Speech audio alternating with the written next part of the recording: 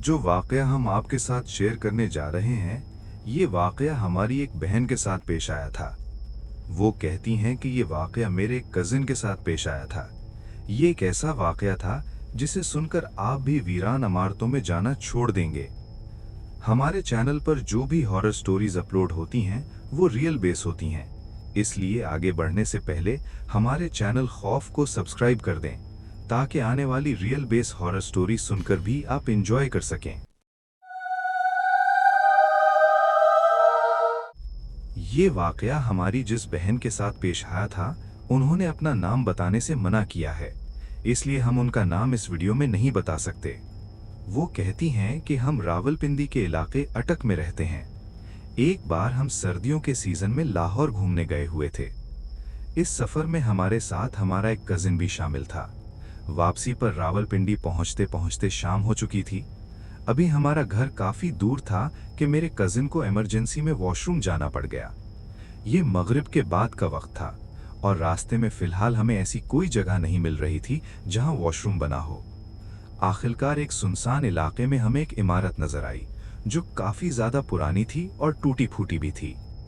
ऐसा लग रहा था जैसे उस इमारत में सालों से कोई न गया हो। उस इमारत को देखते ही हमें खौफ सा महसूस हो रहा था। खैर, मेरे कजिन ने जबरदस्ती गाड़ी रुकवाई और इमारत की तरफ जाने लगा, और हम लोग गाड़ी में बैठे उसके वापस आने का इंतजार कर रहे थे। जैसे कि हमने आपको बताया कि ये सर्दियों की रात थी, इसलिए हर तरफ धुंध छाई हुई थी और ये जगह भी ऐसी वीरान थी कि हमें गाड़ी में बैठे हुए भी खौफ सा महसूस हो रहा था। खैर, तकरीबन 10 मिनट इंतजार करने के बाद मेरा कजिन वापस आता दिखाई दिया। वो गाड़ी में आकर बैठा और हमने शुक्र अदा किया कि गाड़ी उस जगह से चल पड़ी थी।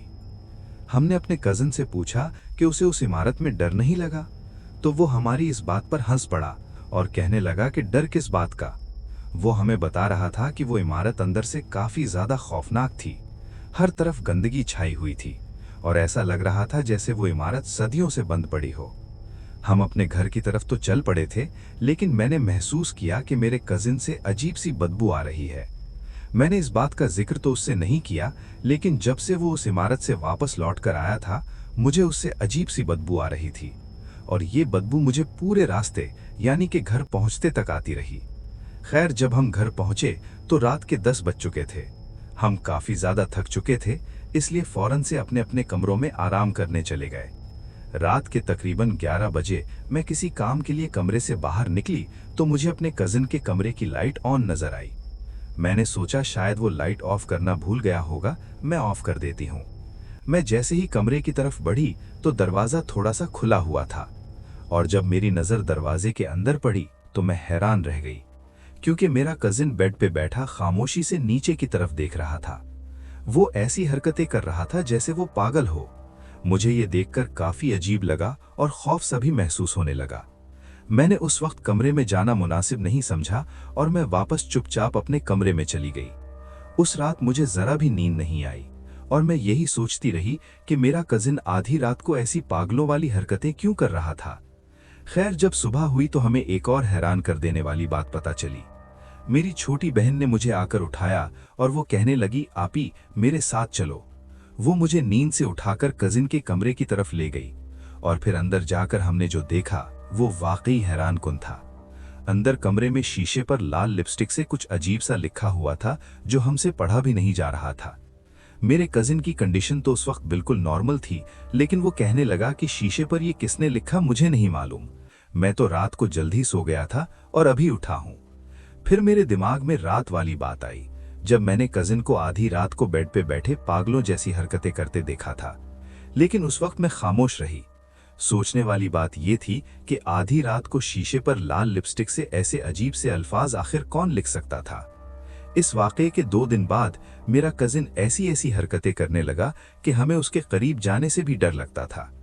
अचानक से उसकी आवाज बदल जाती थी। कई बार वो कमरे में बैठे बैठे जोर जोर से हंस पड़ता था और उस वक्त उसकी आवाज काफी ज्यादा डरावनी भी हो जाती थी। कई बार तो वो खुद को मारने भी लगता था, और जब हम उसे ऐसा करने से मना करते तो वो हमें गुस्से से देखने लगता था। हम समझ चुके थे कि उसके साथ किसी चीज का साया आ चुका है। हमारे मोहल्ले में एक मुफ्ती साहब रहते हैं। हमने उनको अपने घर बुलाया और सारी बात बताई।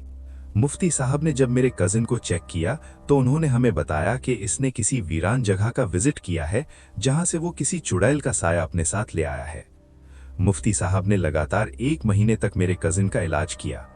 1 महीने बाद मेरा कजिन तो ठीक हो गया, लेकिन उस चुड़ैल का साया हमारे घर से नहीं गया, क्योंकि अक्सर जब कभी हमारे घर का कोई फर्द रात को किसी काम के लिए उठता है तो उसे काले लिबास में और एक बहुत बड़े कद में किसी फीमेल का साया दिखाई देता।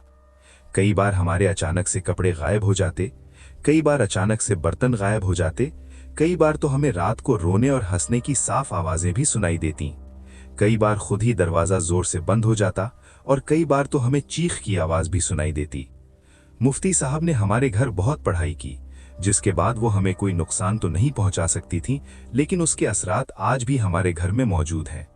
आज भी कई बार आधी रात को अक्सर हमें रोने की आवाजें सुनाई देती हैं। कई बार हमें ऐसा महसूस होता है जैसे कोई खाली कमरे में बैठा बातें कर रहा है, लेकिन जब अंदर जाकर देखो तो कोई भी नहीं होता। मुफ्ती साहब कहते हैं कि वो मखलूक हमारे घर पर कब्जा कर चुकी है। याद रहे कि जिन्नात की तादाद हम इंसानों से ज्यादा होती है और उनकी बहुत सारी अकसाम हैं। अगर हम उन्हें देख लें तो डर जाएं, क्योंकि उनके मुख्तलिफ रूप होते हैं, जिनमें से एक रूप इंसानों जैसा भी है, यानी कि ये इंसानी रूप में भी आ सकते हैं। जो लोग घूमने फिरने का शौक रखते हैं उनके लिए ये बात जानना निहायत ज़रूरी है कि जब कभी आप किसी वीरान सुनसान जगह पर जाएं तो हरगिज़ किसी ऐसी इमारत के अंदर मत जाएं जहां गंदगी हो और वो खाली पड़ी हो, क्योंकि ऐसी जगहों पर जिन्नात का कब्जा होता है। अक्सर लोग जब घूमने फिरने जाते हैं तो वो दरख्तों के नीचे अपनी हाजत पूरी करते हैं। आप ज़रा खुद सोचें कि अगर आपके घर कोई कचरा फेंक दे तो आपको कैसा महसूस होगा। यकीनन आपको बहुत बुरा लगेगा। बिल्कुल ऐसे ही जिन्नात को भी बुरा लगता है जब आप जिन्नात के घर कचरा फेंकते हैं। ऐसी वीरान और सुनसान जगहें बज़ाहिर तो आपको खाली पड़ी नजर आती हैं, लेकिन हकीकत में वहां जिन्नात का कब्जा होता है।